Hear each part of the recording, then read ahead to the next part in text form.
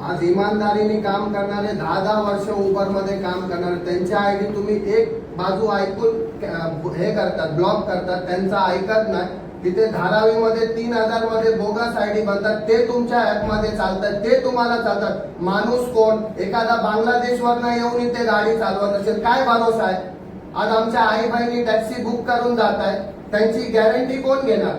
एक मी प्रूफ सकट सांगतोय, मी हवेत नाही बोलत आहे. त्या आयडी तुम्हाला चालताय आणि तुम्हाला इमानदारी. आज यांची आयडी 4 वर्षापासून बंद आहे, एक त्यांची कंप्लेंट नाहीये. एका ह्याच्यावर तुम्ही त्यांची आयडी बंद केली, आयडी चालू होत नाही. इथे आल्यावर आम्हाला उत्तर भेटतात की आम्ही नाही करू शकत, ते बँगलोर वरनं बंद झाले.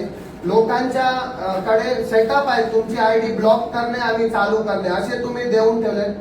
आउट स्टेशनचे तुम्ही सेटअप चालवताय, त्यांना बल्क मध्ये बुकिंग देतायत वेंडरशिप देऊन. मग आम्ही काय येडे आहेत काय 10-10 लाखाच्या गाड्या घेऊन तुमच्याकडे बघताय 150-200च्या बुकिंग मारत बसायचं?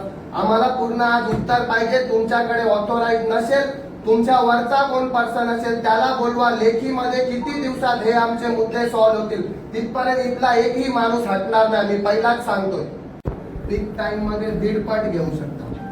तुमचा पीक टाइम कधी आहे ना तेही आम्हाला कळत नाही. किती वाजता तुमचा पीक टाइम सुरू होतो आणि किती वाजता तुमचा पीक टाइम संपतो तेही आम्हाला माहिती नाही.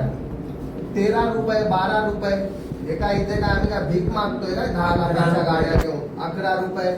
आज वडापाव 20 रुपयाचा झालाय. 2015 पासून तुमचे 8 रुपये वाले रेट आहेत, तेही आधी 8 रुपयांनी भेटतात. आणि कधी कधी तर असं आहे की ऍप मध्ये ऑटो रिक्षाचे रेट आमच्यापेक्षा जास्त कुठल्याही रेट वाढवून टाकतात, कधी प्रीमियरचे वाढवून टाकतात. तुम्ही शासनापेक्षा मोठे आहेत का? मला एक सांगा. उबर कंपनी आमच्या महाराष्ट्रात येऊन तुम्ही जर इथे आमच्यावर दादागिरी करत असेल, अजिबात चालणार नाही साहेब. आणि आता हे खपून घेणार नाही. हा तुम्हाला जीआर पाहिजे, आता तुम्हाला पाठवू शकतो जीआर. सगळ्यांना सगळं माहित आहे. आदेश पण दिलेले आहेत. तुमचे मॅनेजर जॉईंट कमिशनर भरत केळकर साहेब जे तुमची लोक आलेली परवाच्या दिवशी पण मीटिंग झाली. तुम्ही काही ऍप मध्ये दाखवत नाही. आणि सगळ्यात महत्वाचा मुद्दा, आमचा ड्रायव्हर भावाचा जो मर्डर झाला ते तुमच्या कारणामुळे झालाय, कारण तुम्ही कस्टमरचं केवायसी करत नाही. उद्या पाकिस्तानातून, उद्या बांगलादेशातून कोणी पण येईल, तुम्ही फक्त मोबाईल नंबर देणार, माझा कस्टमर झाला. उद्या आई घातली तर काय करणार? कोण त्याचा जिम्मेदार आहे मला सांगा तुम्ही. आता उबर के ऑफिस में अगर कोई कस्टमर तुम्हारे साथ मिसबिहेव किया है तो तुम नंबर मांगोगे तो उबर वाले नहीं देंगे. तो आज तुम्ही रेट द्या, कस्टमर काय देत नाही का?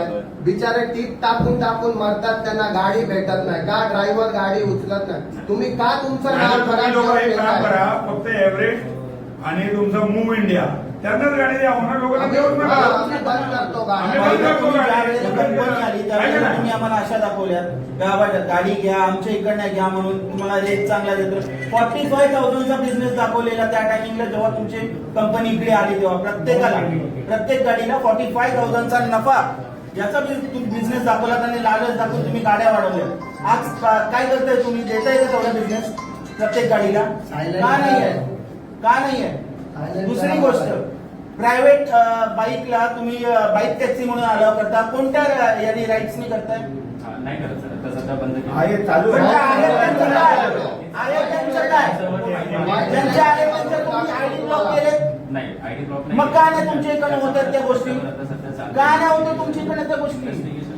इन्व्हेस्टिगेशन करायची गरज लागते तुम्हाला. तुम्हाला आरसी बुक नाहीये बाईकचं.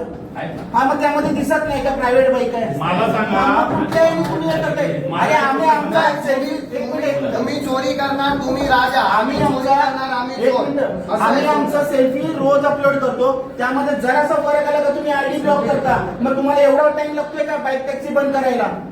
एवढा टाइम लागतोय? गव्हर्नमेंटने काय बोललंय की इलेक्ट्रिक बाईक ठेवा नियमाप्रमाणे. तुम्ही का चालवता पेट्रोल बाईक हे मला सांगा. हे कोणी म्हणजे तुम्हीच राजा, तुम्हीच सगळं. आणि फ्लीट कडे 5-5 हजार गाड्याचं कोणी दिलंय तुम्हाला अथॉरिटी? फ्लीटला 5-5 हजार गाड्या आहेत. आम्ही लोक काय झक मारणार का इथे? सर्व बोगस आयडी वाले सगळे बोगस आहे. एक लक्षात ठेवा, उद्या फ्लीटची गाडी भेटेल ना बाहेर आणि बोगस ड्रायव्हर भेटला तिथेच गाडी फोडणार आणि ड्रायव्हरला पण फोडणार. त्याची जिम्मेदारी तुमची असेल, लक्षात ठेवा. आज तुम्हाला कल्पना देऊन जातोय आम्ही या गोष्टींची. उद्या जर कुठली उद्या कोणत्याही प्रकारची कारवाई झाली तरी पण त्याला जबाबदार फक्त आणि फक्त तुम्ही असाल.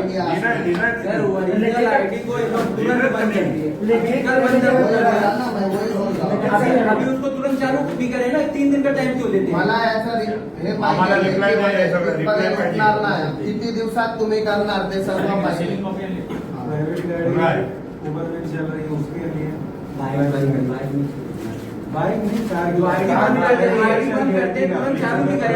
प्रायव्हेट गाड्या चालतायत उबरमध्ये, कोणाच्या कृपेने चालतायत त्या? एक तर तुम्ही एक काम करा, उबेर तर्फे आम्हाला लेटर द्या की तुम्ही बाबा बँक करतायत म्हणून आम्ही तो आरटीओ ला जमा करतो, आरटीओ कारवाई करेल त्यांच्यावर. बोला तुमची तयारी आहे? तयारी आहे तर बोला. उद्या रस्त्यावर काही झालं, स्पीडची गाडी किंवा बाईक टॅक्सी किंवा काही तोडफोड झाली, त्याचा जिम्मेदार तुम्ही असेल, लक्षात ठेवा.